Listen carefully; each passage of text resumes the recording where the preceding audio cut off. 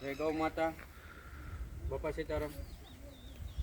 આજે હું બનાવું છું આપણે બિયારણને જે પટ મારવાનું હોય બીજા મૃતથી કહેવાય, બરાબર. એની માટે આપણે લીધું છે 5 લીટર પાણી. કેમ કે આપણે જોઈએ એટલું જ વાપરવાનું બનાવવાનું છે. અને 500 ml ગૌમૂત્ર છે, 500 ગ્રામ સાણ છે અને શેટાપાળાની માટી, બરાબર. અને સૂનો લીધો છે આપણે, જે આપણે આ સૂનો છે આપણે જે મળે એ વાપરી શકાય. 10 ગ્રામ સૂનો જેવું છે, બરાબર. એટલે સૌ પ્રથમ વાર તો પેલા છે ને આપણે એક પાત્ર લેવાનું છે, એમાં પાણી ઉમેરવાનું. 5 લીટર આપણે પાણી ઉમેરવાનું. ત્યારબાદ એમાં 500 ml ગૌમૂત્ર ઉમેરવાનું અને છાણ ઉમેરવાનું છે. ત્યારબાદ છે આપણે શેટાપાળાની માટી, જ્યાં કેમિકલ યુઝ ન કર્યું હોય એ રીતની માટી છે. કે આપણે યુઝ તો કરતા નથી, એ માટે આપણે વાડીની પણ ચાલુ છે, બરાબર.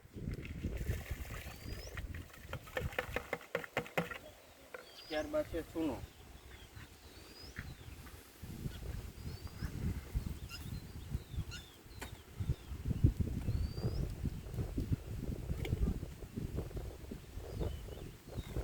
ખેતીવાડીમાં પણ યુઝ કરી શકાય.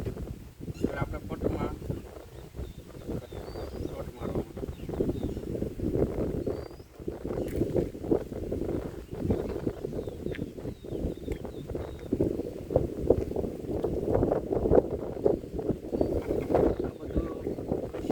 ત્યારબાદ આને છે ને ગોળ ડબોળી નાખવું.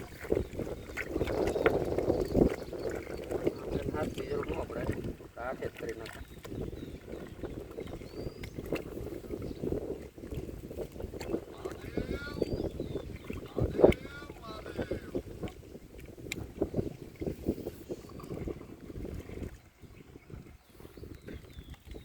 તૈયાર થઈ ગયા પછી 12 કલાકથી 24 કલાક પીડ્યું રહેવા દેવાનું.